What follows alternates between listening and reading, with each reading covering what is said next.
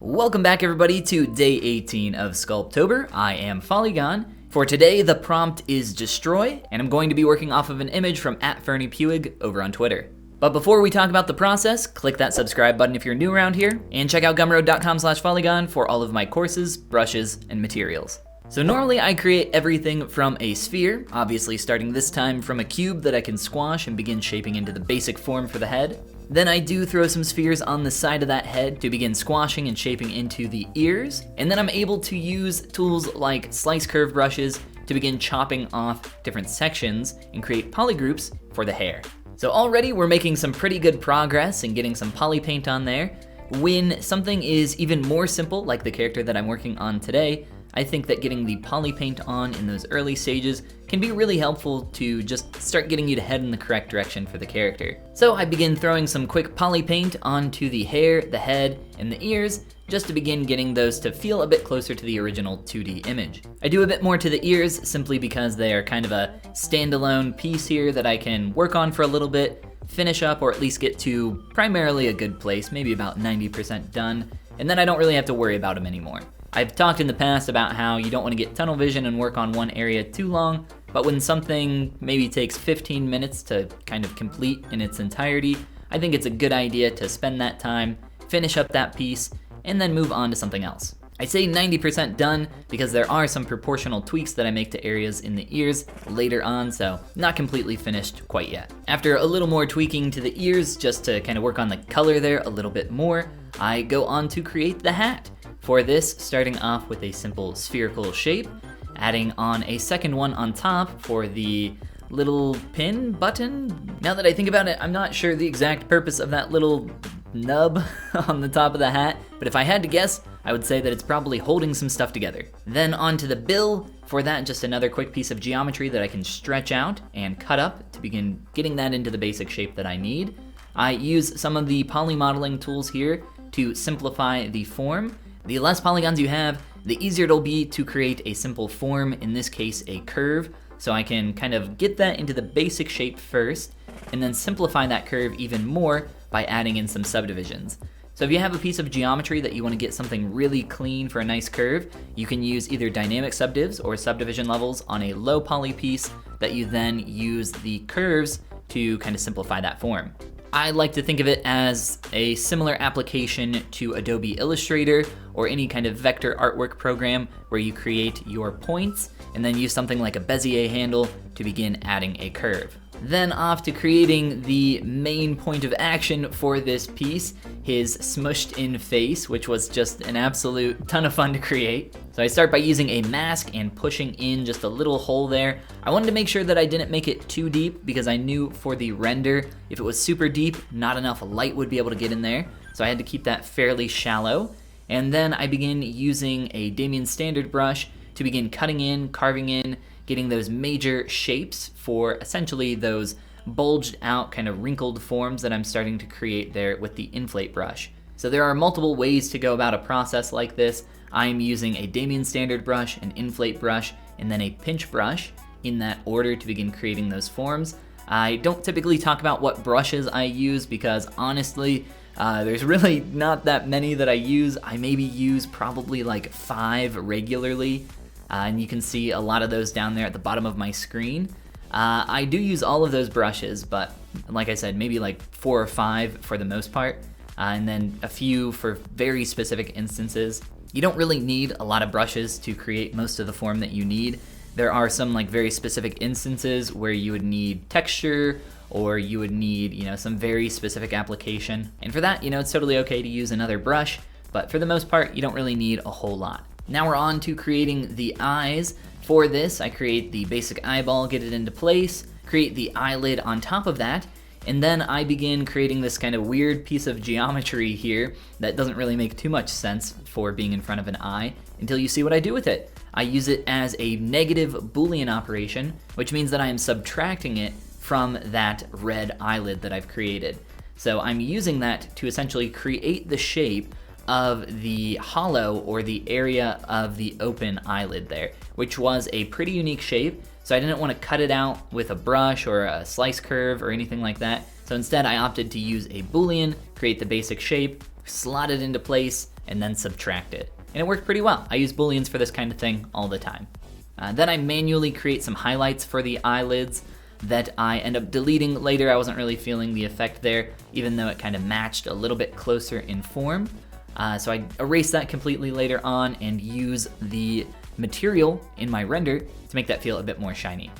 Then it's off to creating the eyebrows, the simple mustache shape, and then the form for the mouth.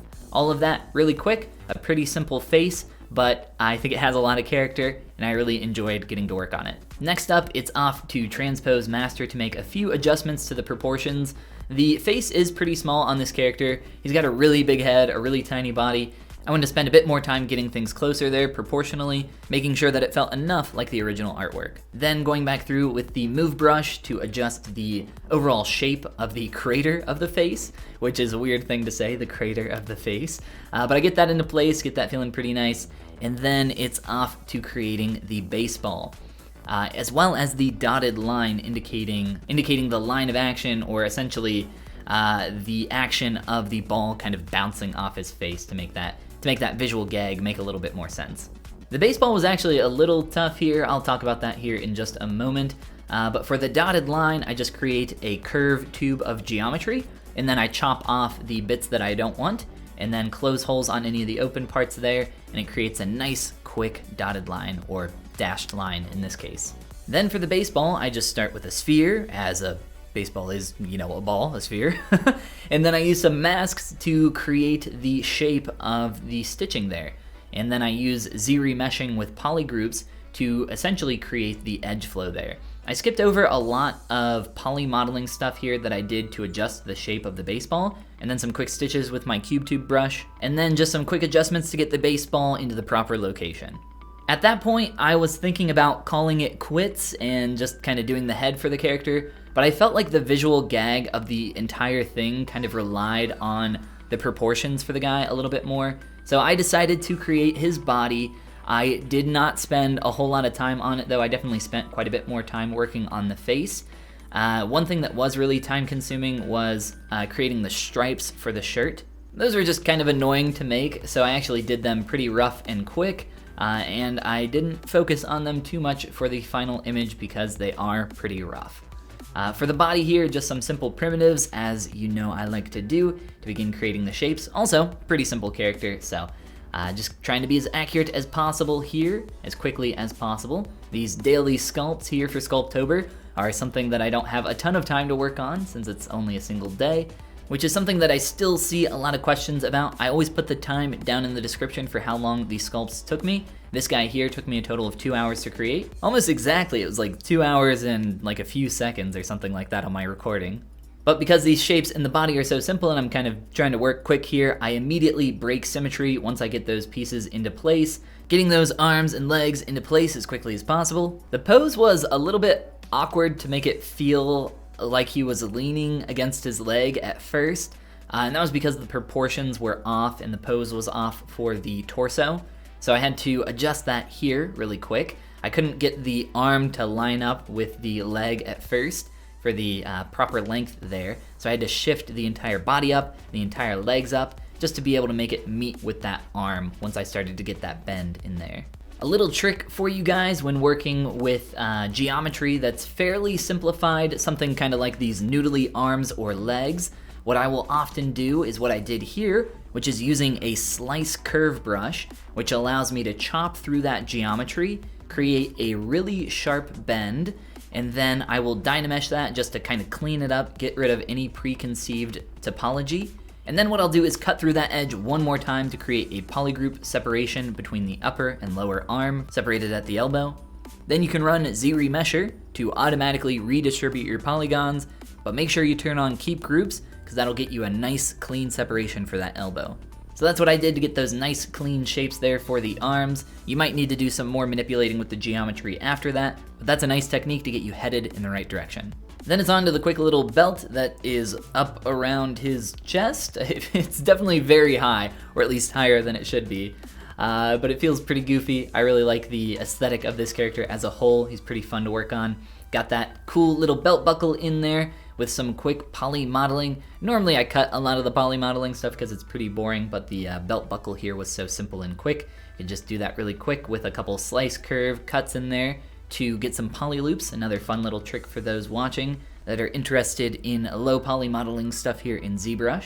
Then from here, it's a bit of cleanup to areas like the cuffs around the sleeves, as well as the connective areas for all the clothing. So I begin merging that together, blending it, making that feel better, as well as working on things like proportions. So you can see that I'm shrinking the size of his body. I want to exaggerate the size of that head and just make it more proportionally accurate to what's in the original image. Next up, we are on to creating the stripes for the clothing. I wanted to show at least a little bit of that process. I don't show too much of it here because it was actually the most time-consuming part of the body. I just used Lazy Mouse with my standard brush to begin getting in the stripes there. I actually kept those pretty messy overall, so a lot of those lines and stripes aren't even connecting up, but it gets the overall idea over enough that I think it works. Then some quick hairs for the arms. These are just some simple tubes of geometry that I can duplicate and repurpose to create that almost cartoony floating effect. Similar in style to maybe some Homer Simpson hair or something like that. And then the last little piece here is adding in the facial hair, which I once again use that curve brush for, curve tube snap, nice little tool for all sorts of applications here. And then I use masking, the move brush, and the transpose line to duplicate and move those around and get them feeling closer to the surface. Then I continue to create a few more of those hairs on the face. As you can see, I mirrored it across the x-axis, and then for the middle area, I'm just placing it all by hand. The reason for that is that anything like this with a pattern around the middle of your mirrored axis, it'll be very obvious if it's symmetrical around that area. So if you're going to break up symmetry just a little bit, do it around the middle area where it's mirrored. But hey, that's gonna be it for this one, guys. Thank you so much for watching. If you're new around here, click that subscribe button. And if you wanna learn more about digital sculpting, check out gumroad.com/polygon for all of my courses, brushes, and materials. This is one of the most fun ones I've worked on so far. Hope you guys enjoyed it. Thanks again to @FerniePuig over on Twitter for the awesome image. And I will see you all tomorrow for day 19 of Sculptober with the prompt float.